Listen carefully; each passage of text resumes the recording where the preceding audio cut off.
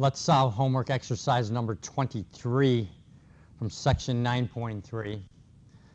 Okay, it asks what's more economical, purchasing the economy size of a detergent at 6 kilograms for $6.15 or 810 grams for 60 cents.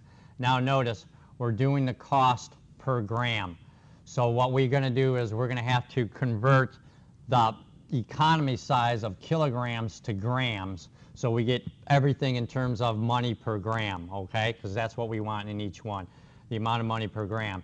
So again, 6 kilograms, if you remember, kilo, hecta, deca, and then grams is by itself, so it's 1, 2, 3 jumps to the right.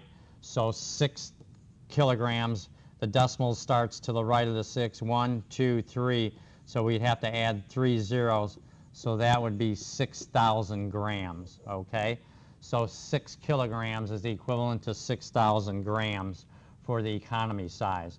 Now, okay, we have that. Now what we have is, okay, now we got to get the cost per gram. So it's the amount of money divided by the amount of grams. Money divided by grams gives us the cost per gram, and we're going to look for the smaller number because economical means cheaper, right? Okay, so economy size, 6,000 grams. Remember, we just converted for $6.15. We'll do it on our calculator.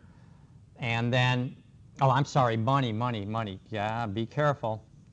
Easy, that's why I emphasize. Okay, money is $6.15 divided by the number of grams. And again, 6 kilograms is 6,000 grams. So again, it's money divided by grams. Be careful. Okay, we'll get that. We'll do it on our calculator in a minute. The regular size, same idea. Its money is 60 cents. Now again, everything's in dollars. So we're going to do 0.60, right? 60 cents is actually 0.60. So you need to do that 0.60 divided by 810. That's already in grams, so we don't have to worry about converting. Okay, so we'll go ahead and do these two values. Okay, so the first one is $6.15 divided by 6,000 grams, which is equivalent to 6 kilograms. And so our value is now again okay, well, let's just do the other division so we'll have it there. And then the other one is money is 0.60 for 60 cents divided by 810 grams. And we get scientific notation, okay? Now, okay, so the economy size is to 4 decimal places would be 0.001025. Okay, that's the number there. 4th decimal is 0. The 5th decimal is a 2, so we would leave it alone.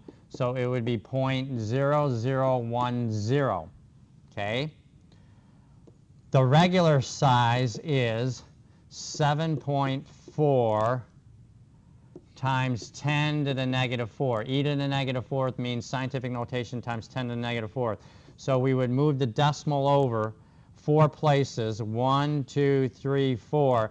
So we'd have to add what? 3 zeros. So we would get 0.0074 and so on. Again, 4 decimal places. The first decimal is from the right to the left of 0, so we only need 3 zeros. So then rounded to the nearest 4 decimals, the 4 is less than 5, so we would keep the 7 as is and put 0.0007, and that is equal to the regular, okay? Now, so actually, which one is more economical? The smaller number is, notice there's 3 zeros here. 0.0007 is smaller than 0.001, right? There's a 1 in the thousands. Here there's a 0. There's only a 7 in the 10,000. So we're going to, actually the regular size is cheaper, okay? The regular size is cheaper, and by how much less we're going to subtract, right? So the values we have are 0.0010, okay, subtract the regular was 3 zeros and a 7. So we get 3 times 10 to the negative 4th. Again, that means scientific notation. That means 3 times 10 to the negative 4th. Move it over 1, 2, 3, 4. So we have to add 3 zeros. So it would be 0.0003 would be the difference. So again, remember, it was the regular size was more economical. That was cheaper, right? And the difference is 0.0003. All right, very good.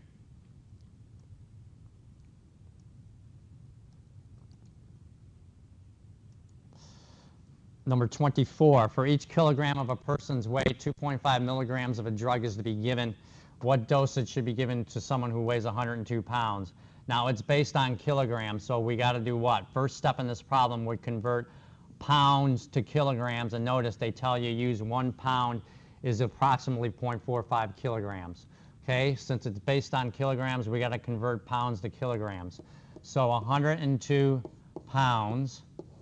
Okay, we want to get kilograms, 0.45 kilograms for every 1 pound from the conversion we given. The 0.45 is in the numerator, so even though it's less than 1, 0.45 is in the numerator, we're going to multiply, right? So we're going to multiply to get the number of kilograms, 102 times 0.45. So when we do that on our calculator, we're going to get 102, whoops, let's try that again, 102 converting times 0.45, and we get 45.9 pounds, okay? Now, okay, so we have 45.9 pounds. I'm sorry, 45.9 kilograms. I was converting, sorry.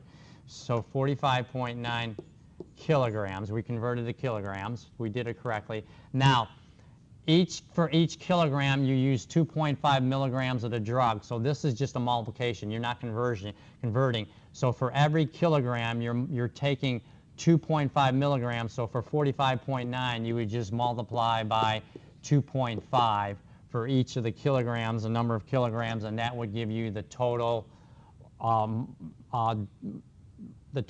proper dosage, and then in milligrams, and we'll round to the nearest whole number. So for every kilogram, we administer 2.5 milligrams. So simply multiply 45.9 times 2.5 to get a total of 114.75 milligrams. Notice, rounded the nearest whole number to the left of the decimal, so the tenths is a 7, so we add 1 to the 4, so that would give us an answer of 115 milligrams. Okay, again, we converted the weight, 102 pounds, to kilograms by doing 0.45 kilograms is 1 pound, okay? So we did convert to kilograms, okay? And that's when we got the 45.9 right here, and then we multiplied by 2.5 for every kilogram, 2.5 milligrams to get the total dosage. All right, very good.